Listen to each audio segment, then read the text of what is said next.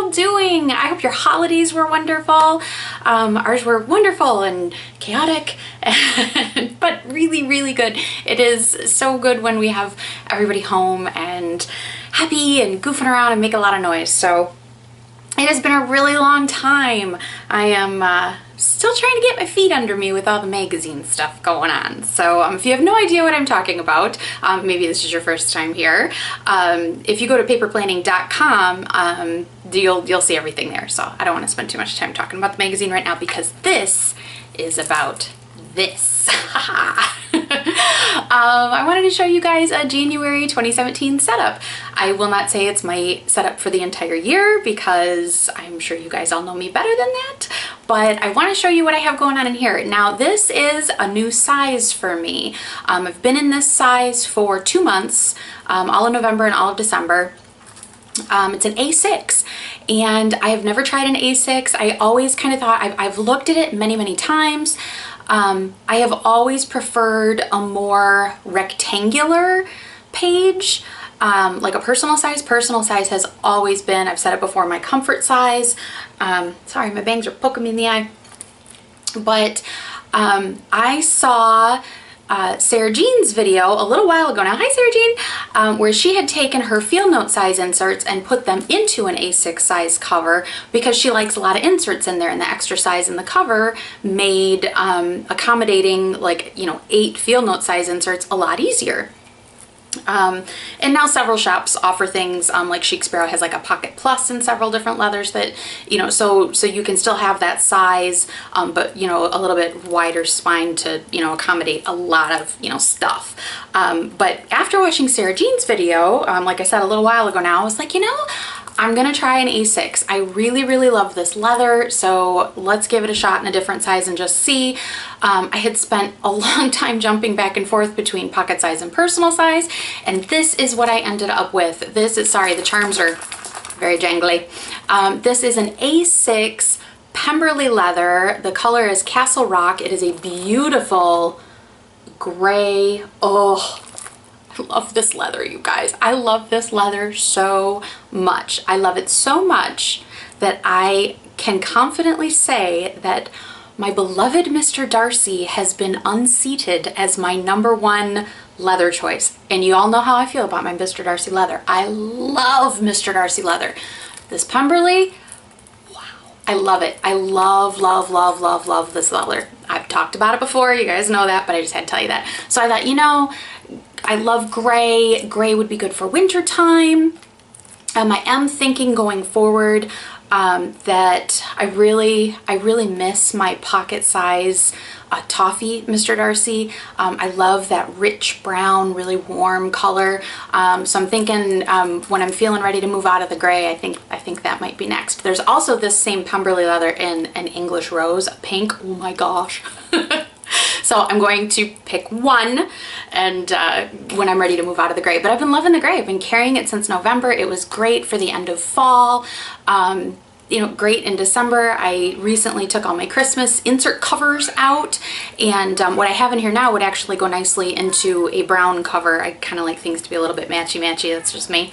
So let me flip the camera down, and we're gonna hope that the lighting is not too bad. It is an incredibly gray day today, so I'm gonna hope this will all be easy to see. I will put links for everything down in the description. If you have any questions, holler at me and let me know. If you haven't done it yet, go check out paperplanning.com and go check out carrieharling.com. Okay, thank you guys so much. I'll talk to you soon. Bye-bye. Okay guys, this might be a little bit stop and start. I'm expecting kids to come walking through the kitchen at any second. I'm expecting kids to come walking through the back door at any second. And I hope the lighting is all right. This is as good as it's gonna get today, unfortunately. So like I said, A6 Pemberley color Castle Rock from Chic Sparrow. I've been carrying this for 2 months. It has darkened a bit. I really, really like it. I liked it when it showed up, and look, I got something on it at the salon when I was getting my hair cut. I don't know what, but I don't mind.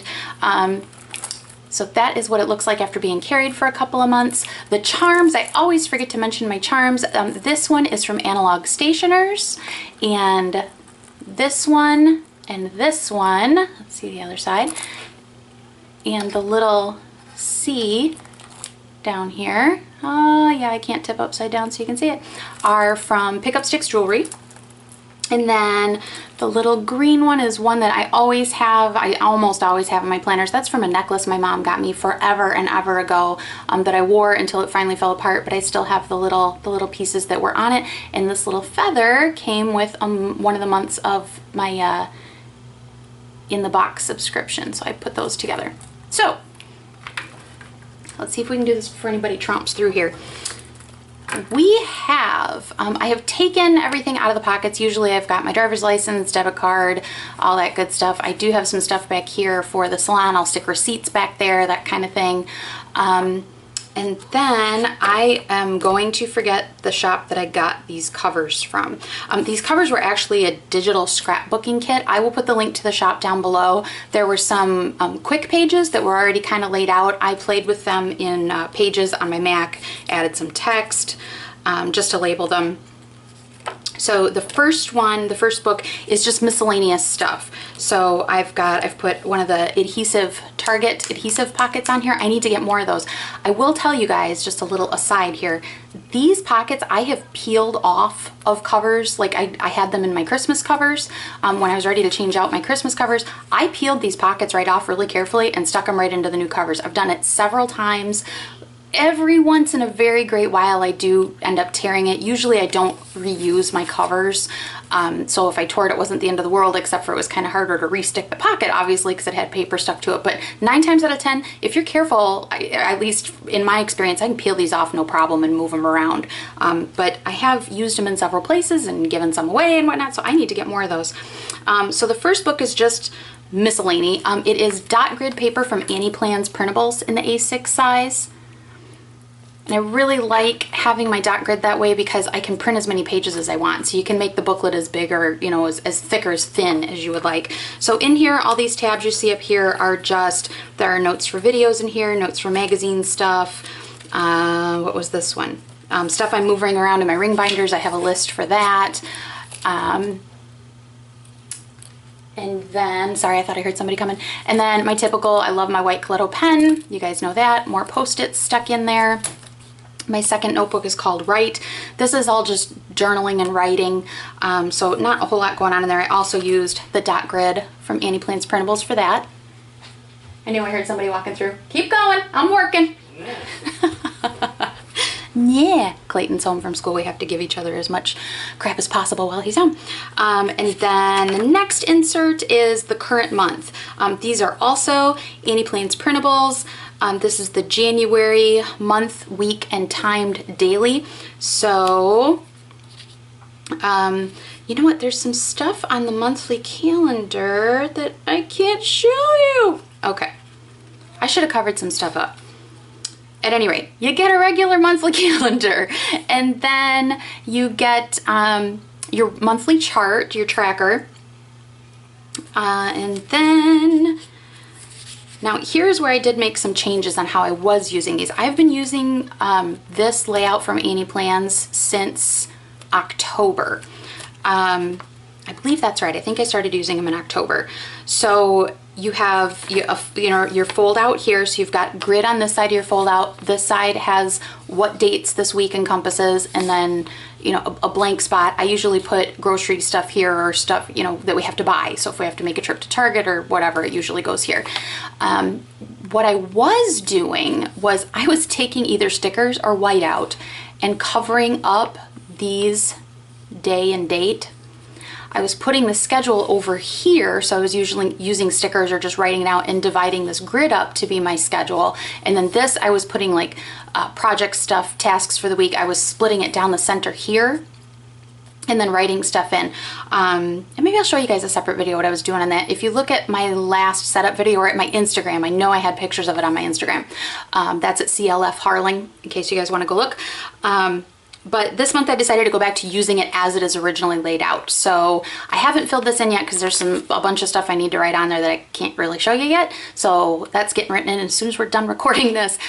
Schedule for the week, hockey stuff over here, and then your timed daily pages. So you've got a column here that is timed, 2 lines per hour, and then grid over here. Okay? Love these. They're really super easy to print. Super easy to set up. trying to see if I hear anybody coming through the back door. Okay. And then next book is all planning and financial stuff. So let me flip to, and I actually wrote stuff in on the wrong week. These are from Pause, Plan, Create. So I love these inserts, you guys. So you have a cover for the year, okay? It's January and February. This is a week on a page plus notes. So you've got your cover, the full year laid out, any birthdays and events for the full year, and then your month starts. So here is your January overview, a place for notes, finance stuff, online shopping tracker, which I just put more finance stuff there, monthly calendar, and then your week on a page plus notes begins. See? I love the tiny grid over here. I absolutely love it. So what I'm doing in here, this is all planning projects. I like that it's 2 months in the booklet. I'm also putting financial stuff in here. And the reason I'm doing that kind of separate from, you know, my daily pages, don't get me wrong, my projects still get written in here. They go right over here on this flap in my Annie plans, okay? But this way I have 2 months worth of stuff. So I can look at all the financial stuff for 2 months worth. I can look at all the project stuff for 2 months. I have space over here for notes, for projects or anything like that. So it's just that it's in the book a little bit longer and it's separate from everything else that goes into the daily pages. Does that make sense? So that is from Pause, Plan, Create. The next one, this insert is all magazine stuff. So lists of stuff that still need to get done, and those lists never seem to get smaller because as I cross stuff off, I just add more. And for the issues themselves, I'm using Annie Plans Printables undated daily pages. These have been perfect for, I can label up here. Let me start over. And initially, the way she shows them in her Etsy shop that they're kind of intended to be used is you can use a page per day. So if you want to put, you know, Tuesday, January 2nd, and then you can put in your meals. You can put in, okay, here's my work stuff I have to do. Here's the stuff I have to do at home. Here's my personal stuff. Any way you want. You could also potentially use it, you know, as a week on 4 pages. So you could have all these notes over here, and then Monday, Tuesday, Wednesday, they could be used that way as well.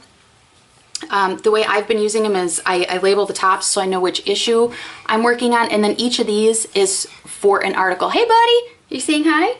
Say hi. Hi. Good job. I'm almost done, okay? I'm really close to being done. I'm gonna get all done. Thank you, bud.